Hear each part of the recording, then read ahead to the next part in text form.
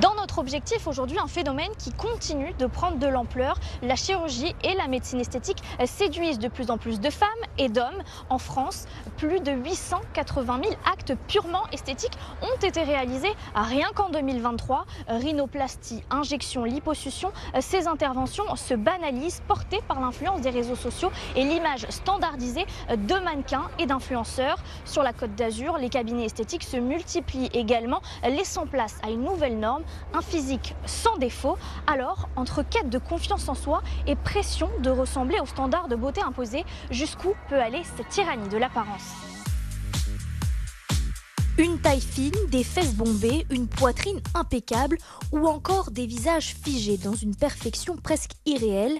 Derrière ces images qui défilent à la télévision, sur les réseaux sociaux ou dans les magazines, se cache une industrie en plein essor. Des standards de beauté copiés-collés qui poussent de plus en plus de jeunes à franchir la porte des cabinets esthétiques. Parmi elles, Abigail, mannequin. À 30 ans, elle a déjà eu recours plusieurs fois aux injections de Botox. Celle-ci permettrait de prévenir les signes de la vieillesse. Bonjour, how are you? Good. Welcome.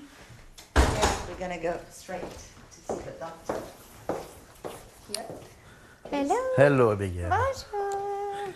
Hello, How are you?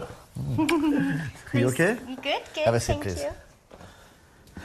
So, when was the last time I saw you? I think it was it January? January. You January. did not anything since January? No, nothing. Nothing else? Can you elevate the eyebrows and frown, smile?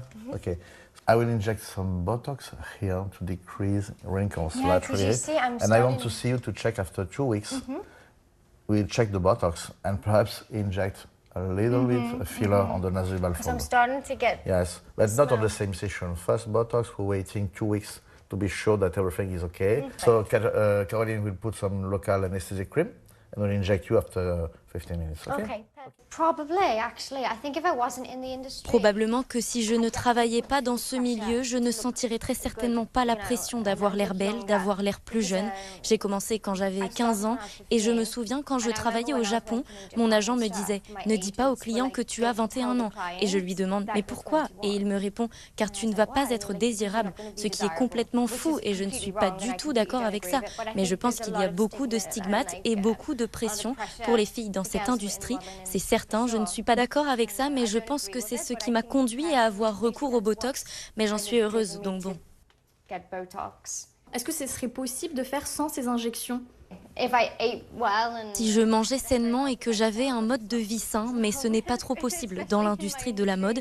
Forcément, on sort, on s'amuse, on boit et en France, les gens aiment boire du vin à table. Je pense que je pourrais probablement réduire les signes de vieillissement si je faisais plus attention à ma santé. Mais bon, c'est tout un équilibre à trouver. But, you know, there's a balance. Parce que vous êtes jeune, belle, on pourrait se demander à quoi ça sert de le faire dès aujourd'hui. I think for me, it's. Je pense que pour moi, c'est simplement pour prévenir les signes du vieillissement, le ralentir, plutôt que de changer mon apparence. Je ne change pas qui je suis, je préviens juste l'apparition des rides. Et si les personnes se sentent mieux comme ça, eh bien, ils devraient le faire. They should do it, you know. Okay, you ready? Check out the cream. So the same than last time, it was okay for you, huh? Yeah, it wasn't painful at all. Après lui avoir appliqué une crème anesthésiante sur tout le visage, le docteur lui injecte du Botox, nom générique utilisé pour parler de la toxine botulique. Celle-ci freinerait la transmission de l'influx nerveux et diminuerait donc par conséquent la fonction musculaire qui bloquerait l'apparition de rides de vieillesse.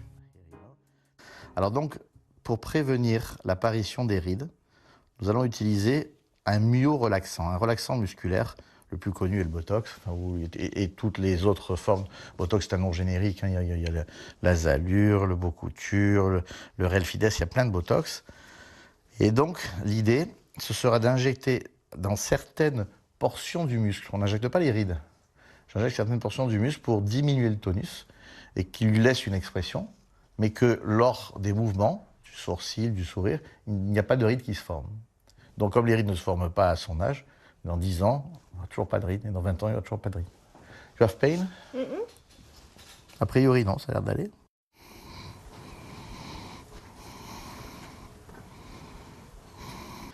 When you contract do it like this.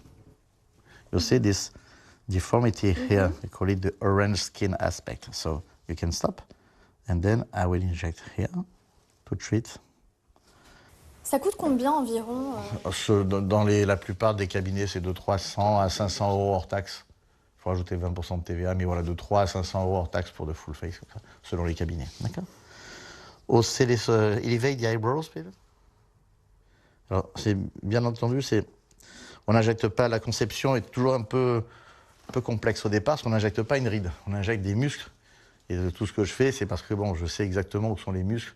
Il faut faire plein de cours d'anatomie, il faut connaître toute l'anatomie du visage pour savoir quel muscle va être traité en profondeur, en latéralité, en médian. Voilà, l'idée, c'est d'avoir quelque chose, bien sûr, de bien symétrique. Prévenir la patiente. You remember that there's nothing during 2 or 3 days. Hein, il ne se passe rien pendant 2-3 jours. After 2 or 3 days, you have the first effect. There's less wrinkles when you're smiling. And you have to wait 2 weeks. Elle doit attendre 2 semaines to obtain the final result, hein, pour le résultat final. And then we'll check together. Hein, je la revois 15 jours après pour éventuellement une petite retouche s'il manque quelque chose et faire autre chose si elle a besoin. Et après, ça reste combien de temps? On fait ça 2 fois par an, tous les 6 mois. It's okay, Abigail? Ok, it's finished. Docteur Questemont, est-ce que vous observez un rajeunissement de la patientèle? Ah oui, c'est évident. Pour plusieurs raisons. La première, c'est que la génération selfie, ça on ne l'a pas décidé, nous médecins. Hein, je crois qu'à partir du moment où les gens ont commencé à voir le monde à travers eux-mêmes, en fait ils se regardent eux et il y a le monde derrière, mais il y a eux d'abord. Hein, c'est le me, myself and I. Hein, voilà, ils sont tous acteurs de leur propre vie. Donc ça a été une grosse évolution, un gros rajeunissement. Parce que ça touche quand même les gens très jeunes. Les plus de 50 ans qui prennent des selfies en permanence, c'est assez rare comme ça. Donc une population très très jeune. Et puis aussi, nous médecins, nous leur proposons des techniques qui sont de plus en plus efficaces dans le cadre de la prévention du vieillissement. On avait démarré avec ce qu'on appelait les millennials, c'était les 30, les 25-35. Et puis aujourd'hui, on a les générations Z, Y, Z, hein, c'est les plus jeunes qui sont à peine majeurs, souvent avec les parents les accompagnent, parce que ces jeunes se sont aperçus qu'il y avait vraiment un moyen de ralentir le temps qui passe en démarrant jeune. L'idée, c'est pas forcément de changer, ou surtout pas, mais de prévenir le vieillissement. Et à partir de photos, on voit bien qu'on peut passer 20 ans sans bouger. C'est prouvé ça scientifiquement? Moi, je le publie, et je peux vous le montrer tout à fait. Je fais beaucoup de publications scientifiques et je peux vous montrer des résultats tout à l'heure de personnes qui, 20 ans après, n'ont pas bougé. On a commencé à 18 ans, je les montre à 40, 42 ans, dans la même tête. Est-ce que, à terme, à force de faire ça peut-être de plus en plus jeune, ça ne donne pas envie à ces personnes-là de faire plus de choses, encore plus de choses et de retoucher davantage de... C'est plutôt l'inverse. C'est-à-dire que justement, comme les techniques médicales vont permettre un ralentissement du vieillissement, la chirurgie est décalée. Et quelqu'un qui se serait posé la question à 45-50 ans de faire une petite chirurgie, peut-être qu'elle la fera qu'à 60-65 parce que les techniques médicales auront permis justement de différer dans le temps son vieillissement et ses signes du vieillissement. Est-ce que ça vous est déjà arrivé de reprendre, vous, le travail de certains qui pratiquent la médecine esthétique illégalement? Où les gens vont aller chercher en général un tarif, ils vont aller chercher parce que c'est moins cher. Alors, il y a de très bonnes équipes médicales en Turquie, en Tunisie, au Maroc. Je crois qu'il ne faut pas cracher sur les confrères, ils ont appris à se former. Simplement, ça reste un problème, c'est de ne pas assumer les suites. Quand vous faites un acte, quel qu'il soit, vous parlez de complications, les complications arrivent avec tout le monde, avec les médecins y compris. Et donc quand vous avez votre médecin près de vous, s'il y a la moindre complication, une petite infection, un problème de fil, de suture, de cicatrice, là, il est beaucoup plus facile de voir quelqu'un localement que de reprendre l'avion et de retraverser la Méditerranée. Donc déjà, même si c'est dans un cadre légal, il vaut mieux, dans l'absolu, se faire traiter par des gens qui sont proches de vous. Ça, c'est la base. Ensuite, il y a le problème des non-médecins, c'est-à-dire que là, on rentre dans ce qu'on appelle les fake injecteurs, hein, le terme anglo-saxon, c'est-à-dire que cette médecine esthétique a pris un tel essor que vous allez avoir une demande qui explose et les cabinets médicaux sont souvent un peu surchargés. Et comme on est dans une génération du consommable tout de suite, on ne veut pas attendre. Si vous dites à une jeune femme, rendez-vous dans 3 mois, ou dans 4 mois, ou dans 6 mois, elle va trouver sur Instagram, dans un Airbnb, où elle va se faire injecter par n'importe qui, et dans les 48 heures. Et avec n'importe quoi. Et avec n'importe quoi, et par n'importe qui. Et là, je récupère les complications. Et là aussi, si vous voulez, on passera du temps à vous montrer les complications. Elles peuvent être gravissimes. Ça vous est déjà arrivé? Ah, mais moi, je suis celui qui en gère le plus en Europe. Parce que je me suis fait connaître là-dessus sur la gestion des complications des injectables. Et donc, j'ai une très très grosse série que j'ai publiée. On en a fait une thèse. C'est un travail très niçois. C'est un monde de l'image qui a sans doute été aussi accéléré par le Covid, parce qu'on a appris à travailler derrière un écran. hein, le fait de travailler en visio et qu'on voit sa tête toute la journée derrière un écran. Ça a été aussi un impact hein, qui a fait passer une étape vers les gens qui disaient je m'étais jamais aperçu en regardant ma tête toute la journée dans un écran que finalement j'avais besoin de faire ceci. Il y a plein d'arguments. Mais en tout cas, ces arguments pour moi ont tous un fondement. Des gens un peu dérangés, qui ont des demandes atypiques et qui seront des vrais dysmorphophobes, ça existe. Mais heureusement, c'est très très minoritaire. Est-ce que vous refusez des patients parfois parce que trop jeunes, parce que c'est pas nécessaire forcément de toucher Alors ça, c'est la bonne soit question. En chirurgie, oui.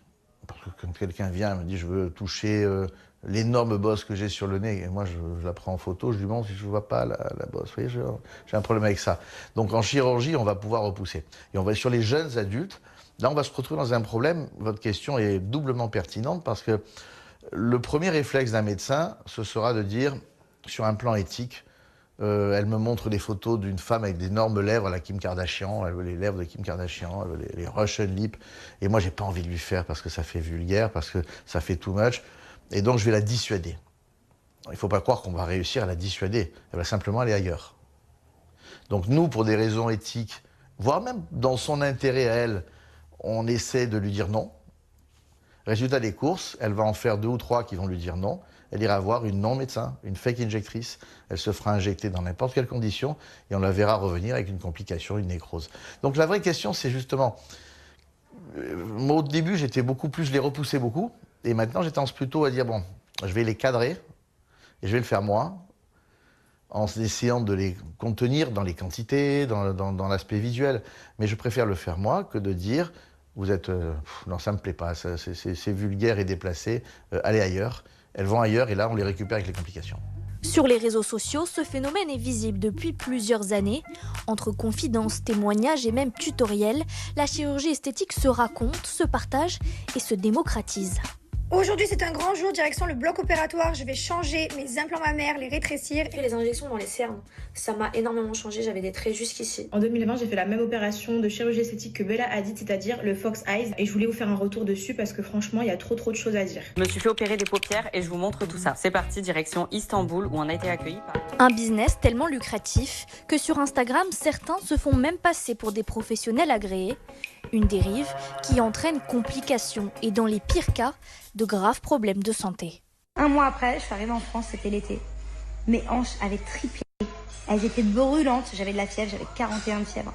Mes hanches étaient brûlantes. Je vous jure que c'est vrai. J'aurais pu faire cuire un œuf sur mes hanches. J'ai fait la promotion pour un chirurgien il y a 2 mois pour des injections dans les fesses et dans la mâchoire. Aujourd'hui, j'ai une infection dans les fesses. Là, j'ai un problème à la mâchoire. J'avais une hanche plus grosse que l'autre, ok? Donc là, j'ai dû enlever toute mon injection que j'avais ici. Dans les Alpes-Maritimes, ces dérives existent aussi. L'influenceuse azuréenne Laura Mara en a fait l'amère expérience. Après des injections de Botox, elle a vu son visage se déformer. Des effets indésirables qui l'ont contrainte à consulter en urgence un spécialiste. Alors, c'était il y a 3 ans. En fait, moi, j'ai fait de la télé-réalité. Et du coup, c'est vrai que j'ai eu pas mal de mauvais commentaires sur les réseaux sociaux, notamment sur mon physique. Des exemples comme je suis un gros nez, tu devrais aller faire de la chirurgie tellement t'es moche, t'as une tête de vieille, tu ressembles à ma grand-mère. Et du coup, c'est vrai que au départ, je m'en foutais un petit peu parce que je suis quelqu'un qui a quand même pas mal de mental et je m'en fous du regard des gens, généralement. Sauf que là, en fait, quand tu reçois 50 messages, voire plus 200 messages par jour sur ton physique, au bout d'un moment, ça rentre dans ta tête. Et en fait, comme j'ai eu pas mal de mauvais commentaires sur mon visage, en fait, je suis allée chez une fille qui, au final, était une fausse docteure que je suivais sur les réseaux sociaux, qu'on m'avait recommandé.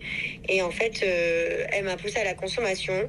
Et je sais pas exactement ce qu'elle injectait comme produit, mais en tout cas, c'était pas du bon produit. Elle me trouvait des zones à injecter, chose que de base, j'y allais pas pour ça. Par exemple, les cernes, elle m'a dit tu pourrais faire dans les cernes, dans le nez, dans les sillons.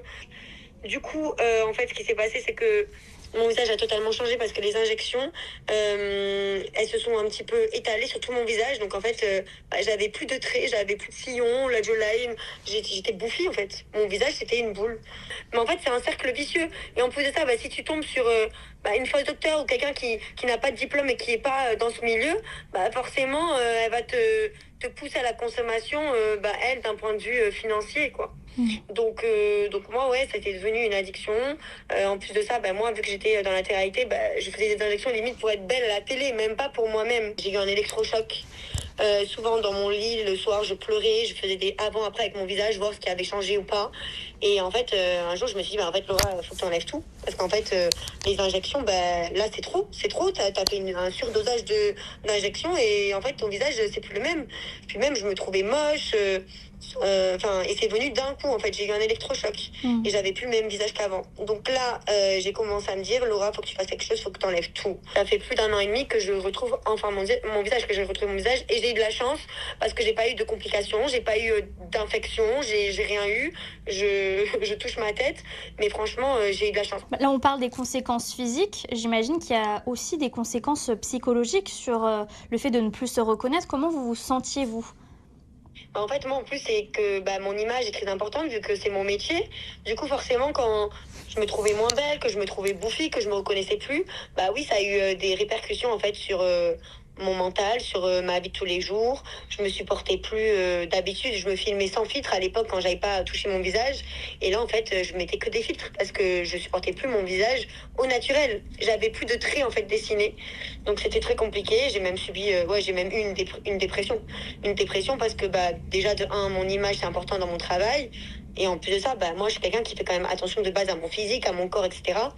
Et je ne pouvais plus me voir dans un miroir. Donc, limite, je me cachais. Je faisais même plus attention à moi parce que je me reconnaissais plus. Et ouais, ça m'a amené à une dépression. Ouais. Pourquoi, justement, vouloir en parler sur les réseaux sociaux ? Pourquoi vouloir alerter ? Si je peux faire de la prévention et qu'elle passe pas par les moments difficiles que j'ai pu passer, comme la dépression, comme le manque de confiance en moi, comme le fait d'avoir succombé à cause des mauvais commentaires sur les réseaux sociaux, et de leur faire prendre conscience que c'est pas ça qui va te faire aller mieux, et c'est pas parce que tu as des mauvais commentaires sur les réseaux sociaux que tu dois succomber à la chirurgie esthétique et qu'on est toute belle comme on est. Après, encore une fois, faire de la chirurgie esthétique ou des injections quand c'est réellement un complexe, mais pas au-delà. Parce qu'on est toutes belles, on n'a pas besoin de tout ça, d'artifice. Et souvent aussi, les filles, elles s'identifient à des personnes ou des filles qui sont parfaites sur les réseaux sociaux. Alors qu'en soi, souvent, il y a des modifications au niveau des visages. Il y a des applications où tu peux modifier ta tête. Donc, il faut vraiment faire attention à ce qu'on voit sur les réseaux sociaux. Et il ne faut vraiment pas que ça ait un impact sur les petites jeunes qui s'identifient à ce genre de personnes. Alors qu'en vrai, dans la vraie vie, elles ne sont pas du tout comme ça. Elles ont toutes modifié leurs photos, quoi. Alors, comment expliquer cette quête du physique parfait, malgré les risques qu'elle comporte ? Pour y répondre, nous avons rencontré Dr Palazzolo, psychiatre niçois, spécialisé en thérapie cognitivo-comportementale. Bonjour. Merci de nous accueillir. Avec plaisir. Alors, depuis 2019, en France, les 18-34 ans sont devenus les premiers patients des cabinets de chirurgie esthétique et ont même devancé les 50-60 ans. Comment est-ce qu'on explique ça ? Et par pas mal de raisons. Première raison, déjà, il y a un gros impact, bien sûr, de la dynamique sociale avec tous les réseaux sociaux en particulier, qui prônent une image esthétique belle, on doit être beau, on doit être dans une dynamique de réussite, etc., etc. Ensuite, il y a toute la dynamique aussi des influenceurs, des acteurs, qui passent tous par la chirurgie esthétique, avec même une certaine norme aujourd'hui. C'est-à-dire que si on n'est pas passé par la chirurgie esthétique, on n'est pas dans certains standards de beauté, au niveau des lèvres, au niveau du nez, au niveau des fesses, au niveau des seins, etc., etc. Donc ça, c'est une dynamique sociale et une dynamique d'apprentissage social. C'est-à-dire qu'à force de voir certains standards à la télé, sur les réseaux sociaux, etc., on a tendance à les intégrer comme étant la norme. Donc ça, c'est déjà un premier point.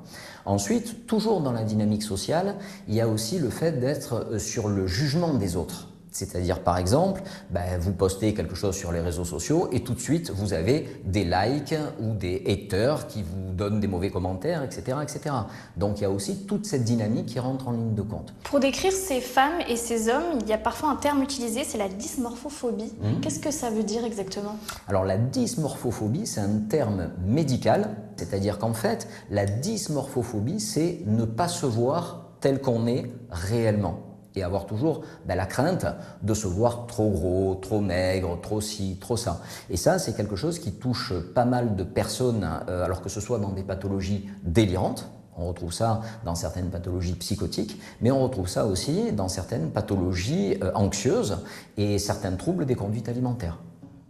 Dans une région comme les Alpes-Maritimes, où l'image, l'apparence compte beaucoup, est-ce que cela accentue peut-être les vulnérabilités chez certains?